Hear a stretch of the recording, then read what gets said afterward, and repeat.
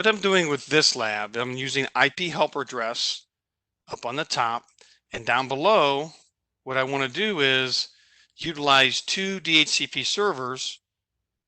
So let's investigate real quick on router 0. You look at your IPs, it's 2.1 and 1.1, 192.168. Look at our switch, we're looking for IPs. We have VLANs, we see FA01 is up and it's got VLAN. So they're all VLAN 1 and there's only specific ports that are up. And it looks like they're into whatever end device they're in. So the PCs, let's see what they're doing.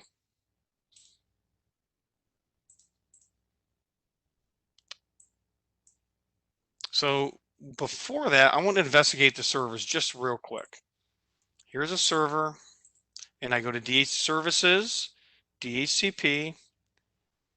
I see it's on, and I'm giving out 2.1, but there's a WAN one down here also.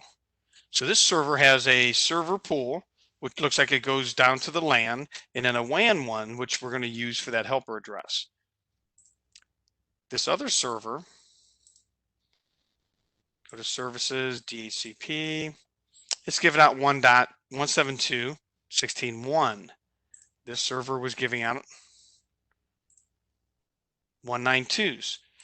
So with no VLANs, and we have 2 IP schemes, and we don't have any router interfaces, sub interfaces, any of those concepts running. So this is what I was talking about, the rogue access server. So what's going to happen is, let's make sure these PCs don't have IPs, okay. We're going to see which server they actually get an IP from. And then we'll try to make some sense of it at the end. Okay, so let's go to simulation and let's watch the first one. I'm going to speed it up to be with no delay because DHCP is very time sensitive. So let's go ahead and start off up at the top, PC 4 it looks like.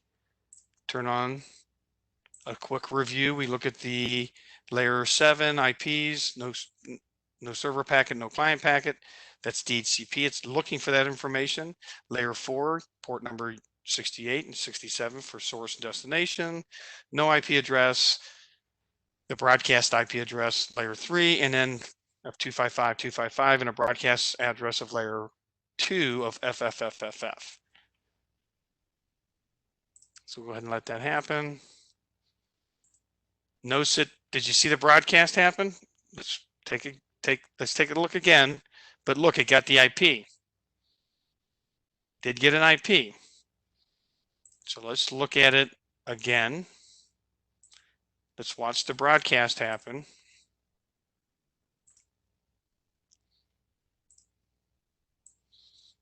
So let's watch here. So as soon as we activate it, goes into switch, floods all ports except the one it received on. The server actually sends back the IP. So it got a 172.16.1.1. Let's see what this one does.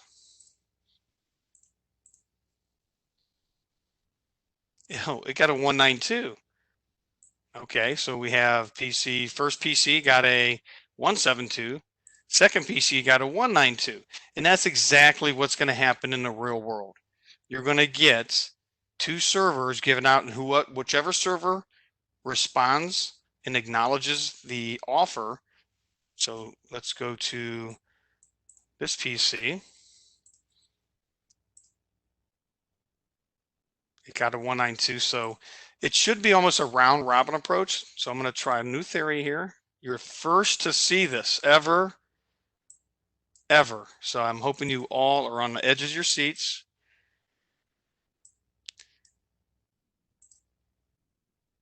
So let's see if we do them as fast as we can, what happens. Okay, they stayed at 172s, right? All right, let's do it again.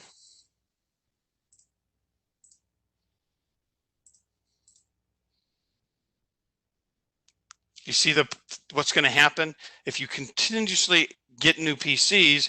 Oh, you got the my 172 server first, or you got the my 192 server first.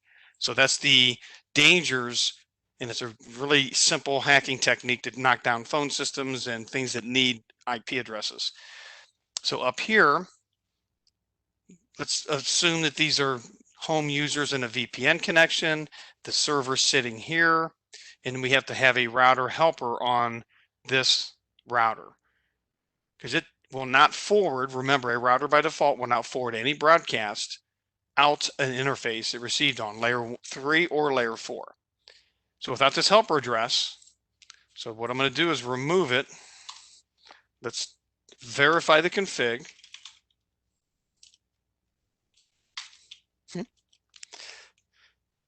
Do show run.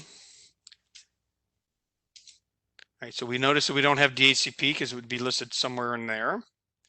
And here's my helper address. So first thing we do is remove it.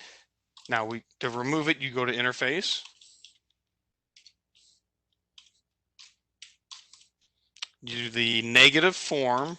So it would be no, and I hit paste because I don't like to type as much as some people do. I don't know why, but that's the way it works. So let's go ahead and try to see if this desktop would get an IP address. So we don't have a server down here in this environment.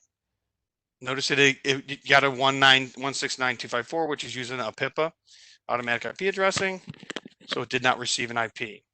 So let's go back to static, turn this, keep it on top, go in. Let's go ahead and arrow up and remove that command.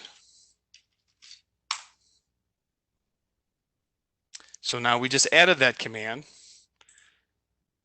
The router needs no time. As soon as you press enter, there it goes, it enacts. And so now we got a 3.101.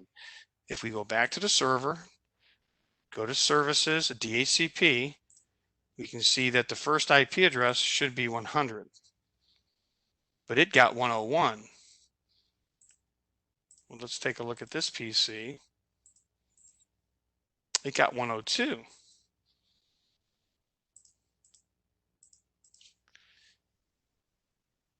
So it got 102 again. Let's see what this one got.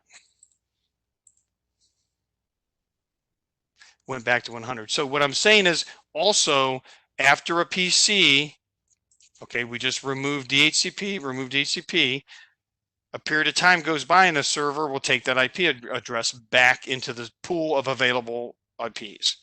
So I hope that makes some sense. And the helper address is allowing a layer 3 and layer 2 broadcast to leave gigabit on the outs and go across the WAN and then bring back that IP.